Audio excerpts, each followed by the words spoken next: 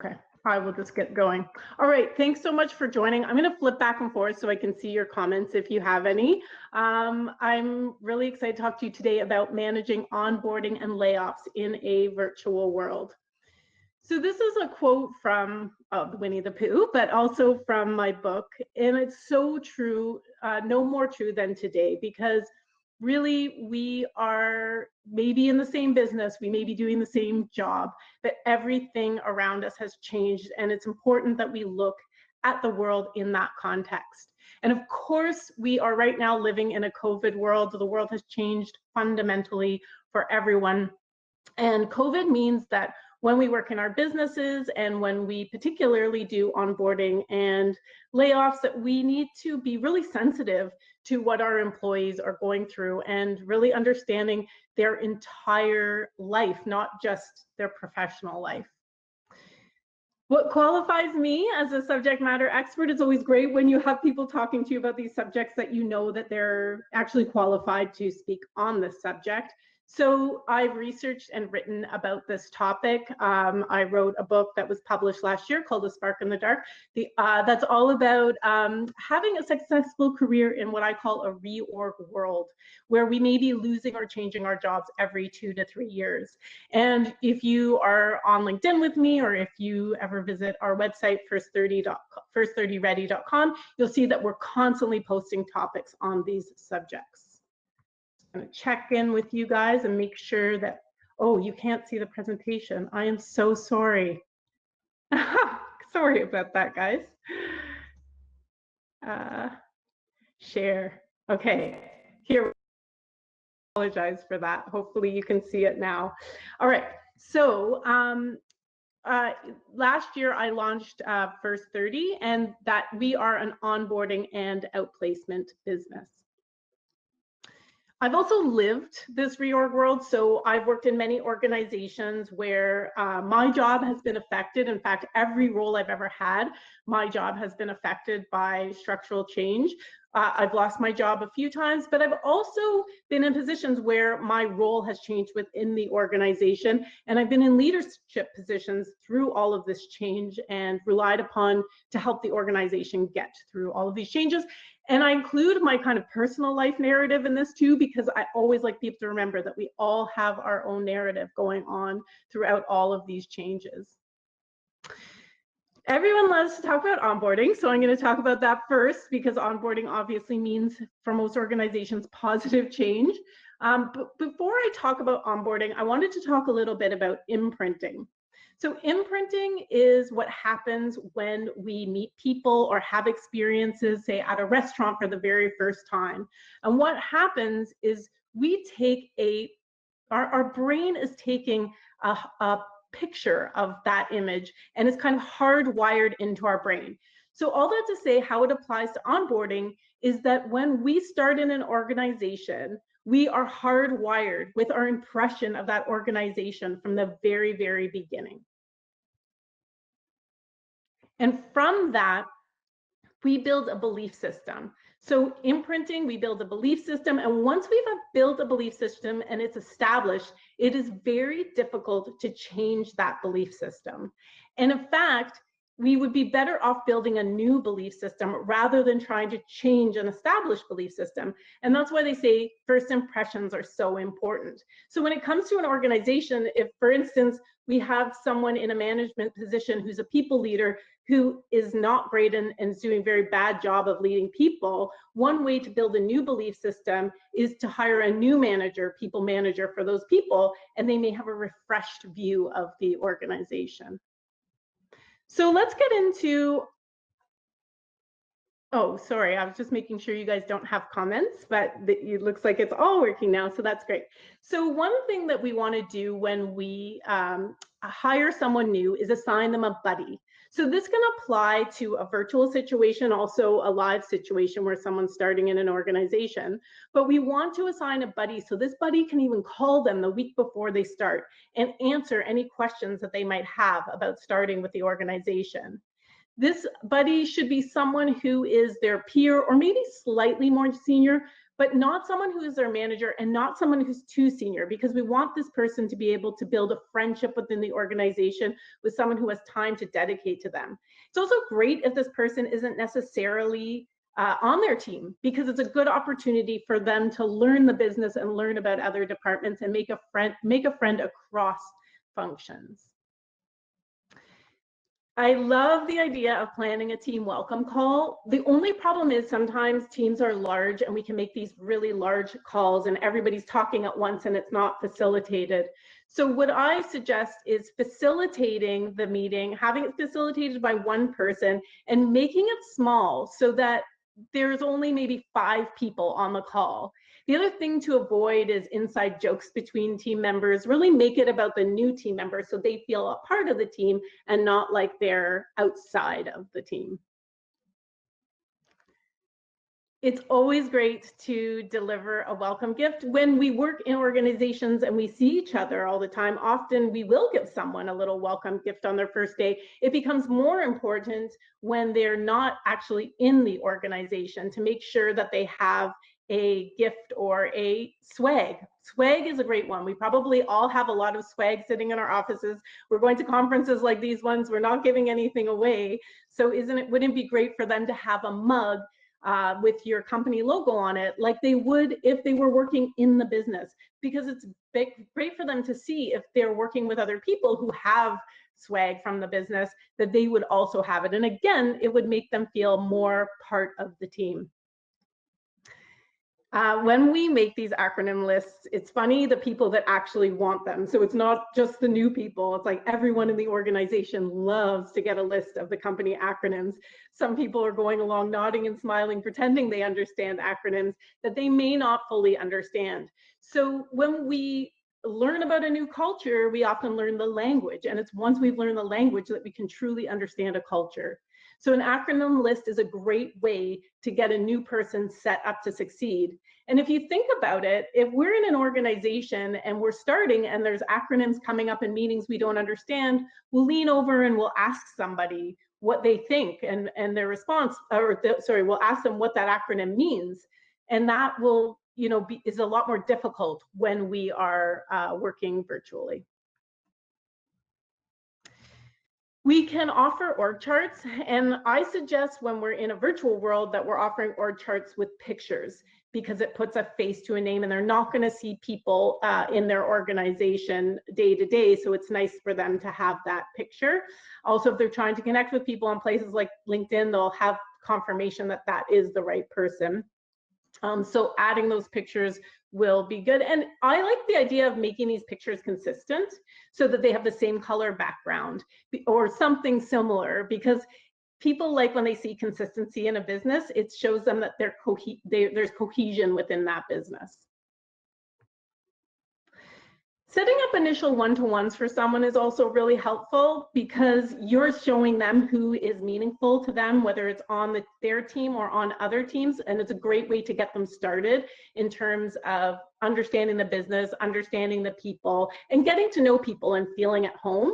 So start by setting up one-to-ones for them and encourage the people leaders you work with to do that for their teams, but also then encourage them to do it on their own once they've got started.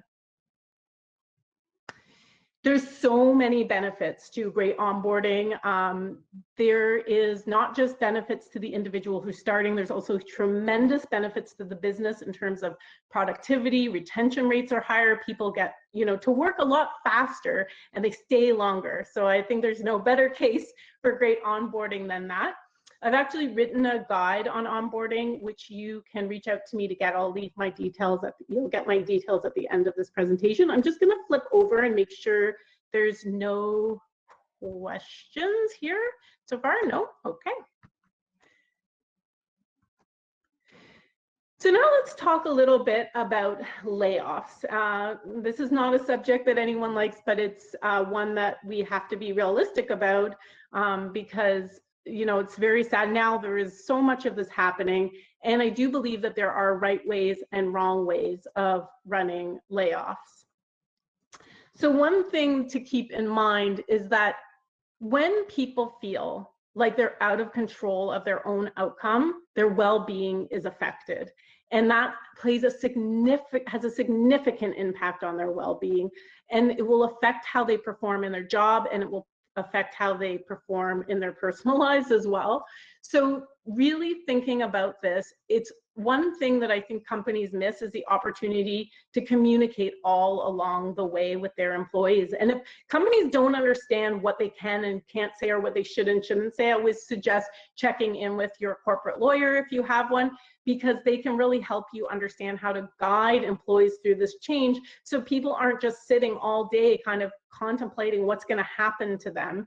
And then I do think employees should be somewhat encouraged to take control of their own outcome. In the First 30 program, I recommend to people that they always be reorg ready. They always have a resume ready to go, and they're always networking, whether they have a great job or not, because that gives them more control when things change. It doesn't mean that people will leave. It will just make them feel more empowered, so that if things do change and their role is affected, they have options, and that's very important to people.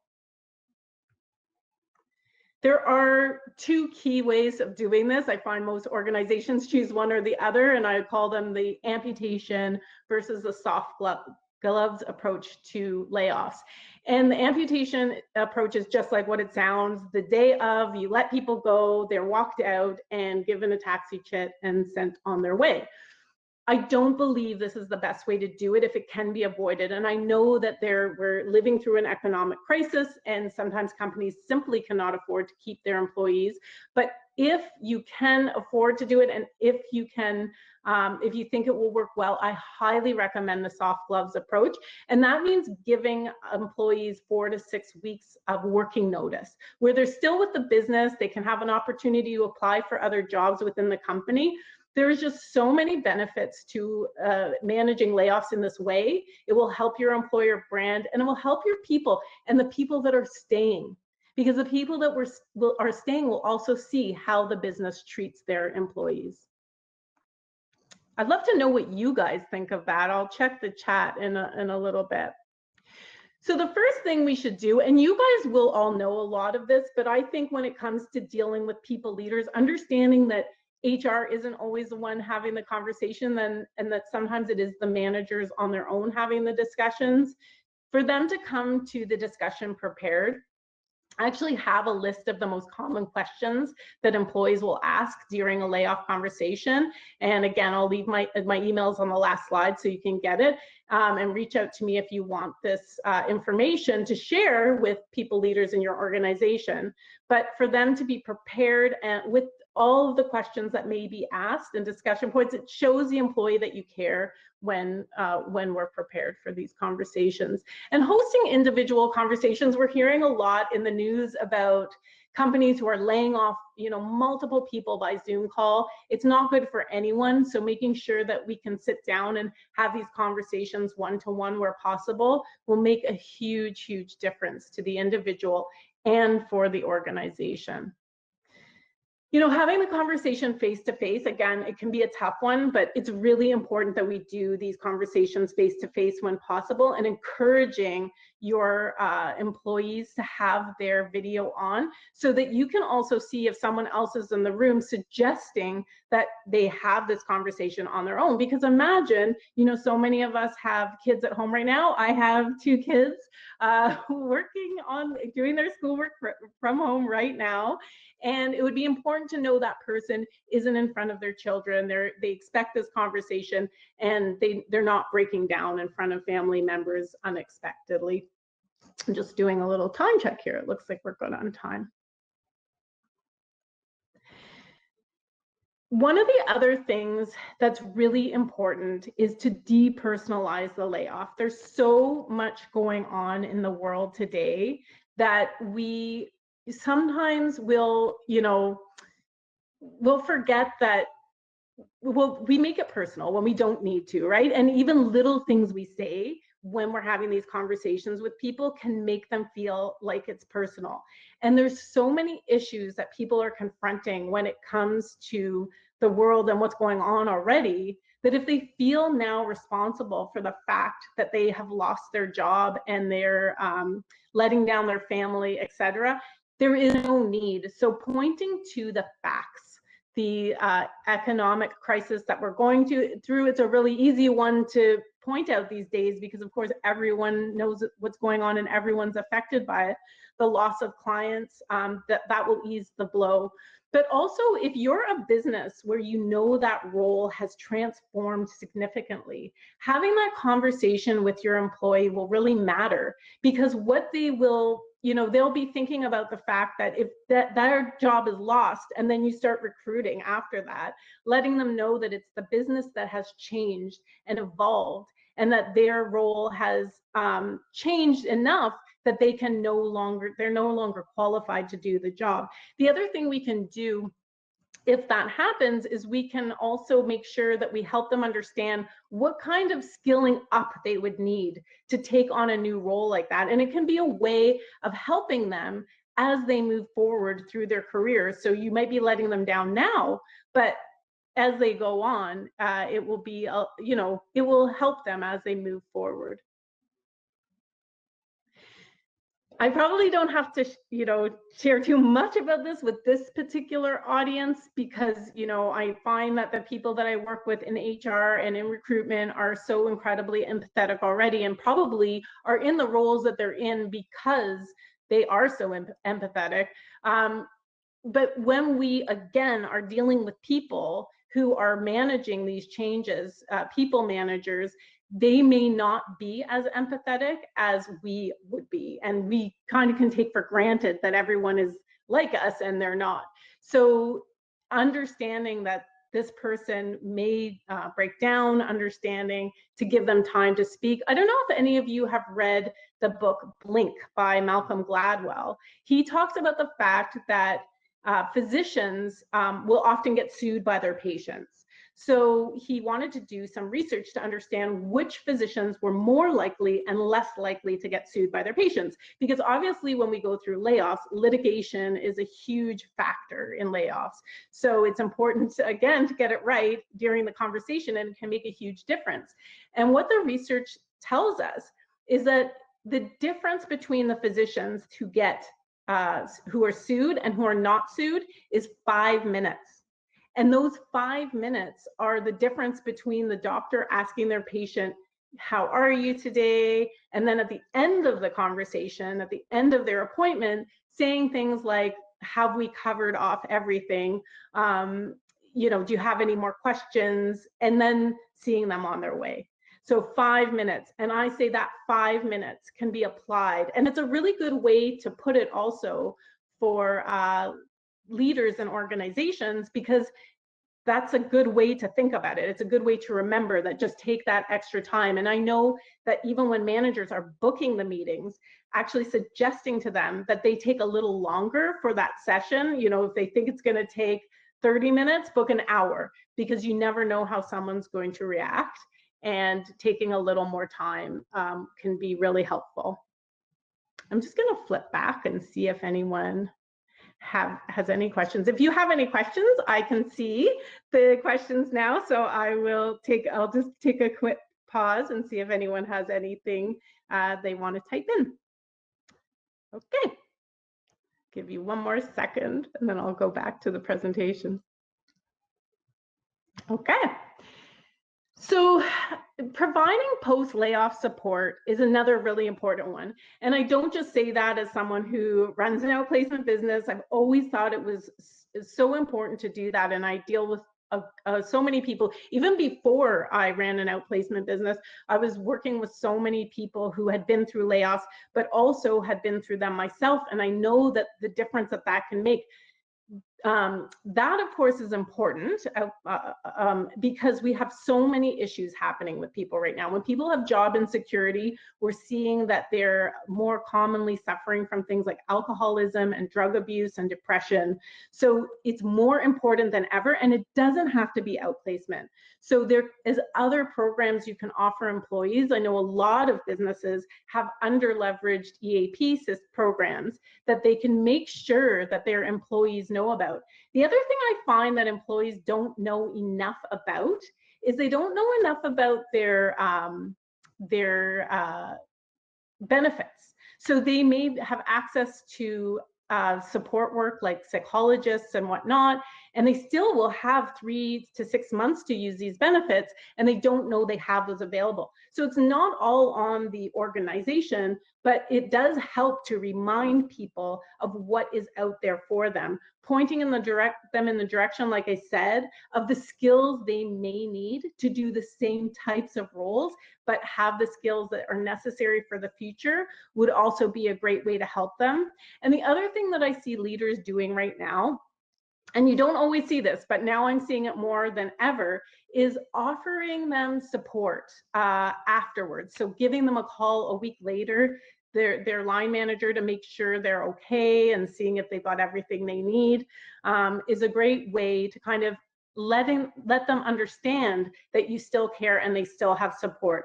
The last thing that employers can do is offer them a letter of reference and a recommendation. And as their line manager or even an HR person who knows what their performance was like, if it was good, writing them a LinkedIn endorsement can be really helpful and allow them to understand that as an organization and as leaders that they're still valued.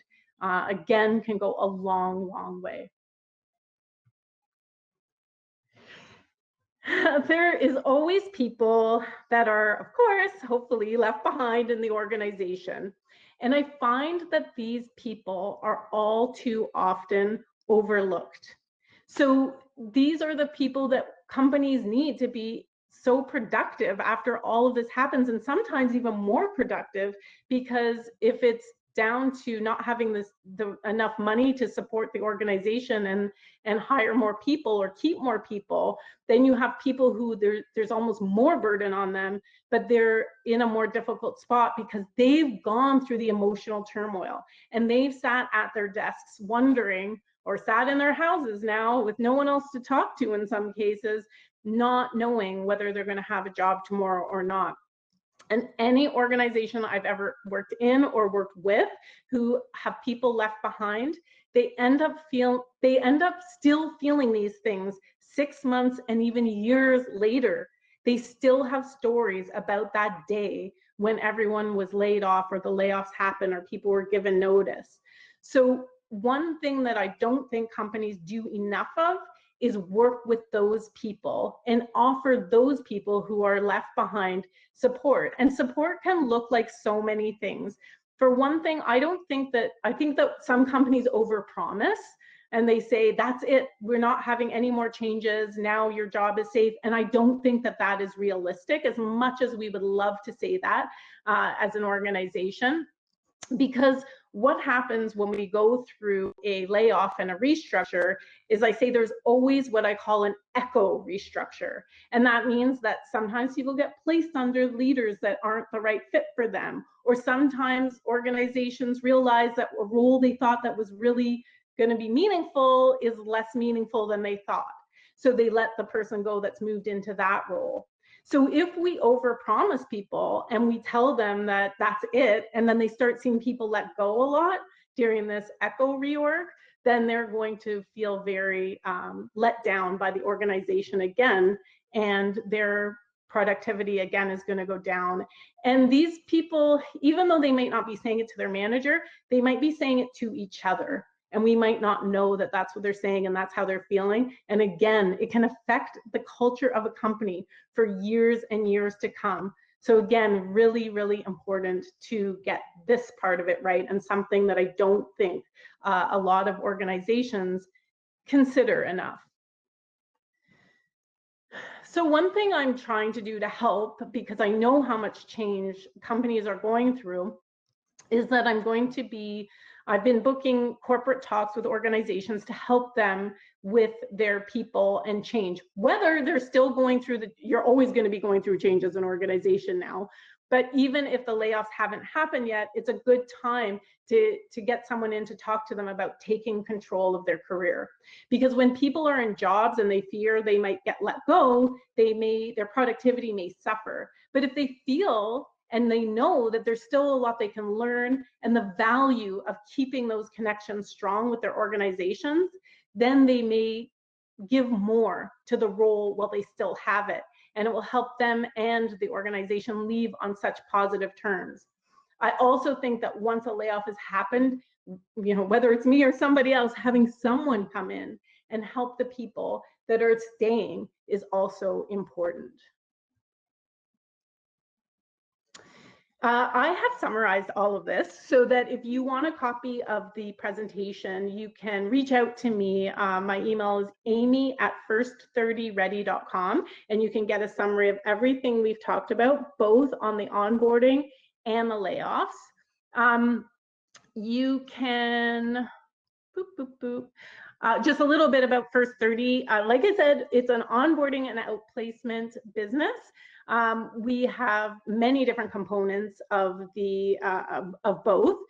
Specifically in the outplacement, we have everything that all other outplacement companies offer, but with some added benefits and features, and of course, happy to talk to you about it.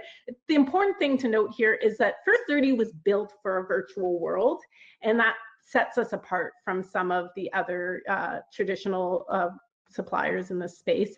I don't do it alone. There is a team that works with me on all of this and adds their expertise to all the programming that we run. And if you want a copy of the onboarding guide, you can reach out to me, and my email is there. So you can reach out to me for that and a copy of this presentation. You can get the virtual onboarding guide. You can book a talk for your organization. And of course, you can learn more about First 30's services. And if you want to connect with me, the best place to go is LinkedIn. I'm everywhere, but that is probably the very best place. And that is it. I'm going to check back in with you guys and see if, doesn't look like there is any questions. So if you have any questions, please feel free to reach out to me, and I will be happy to answer them for you. And I think we're about out of time, but I'll also be in the networking session. So if you want to connect with me there, you are more than welcome to do that. But I think for now, our time is up. So enjoy the rest of your day and take care. Bye, guys.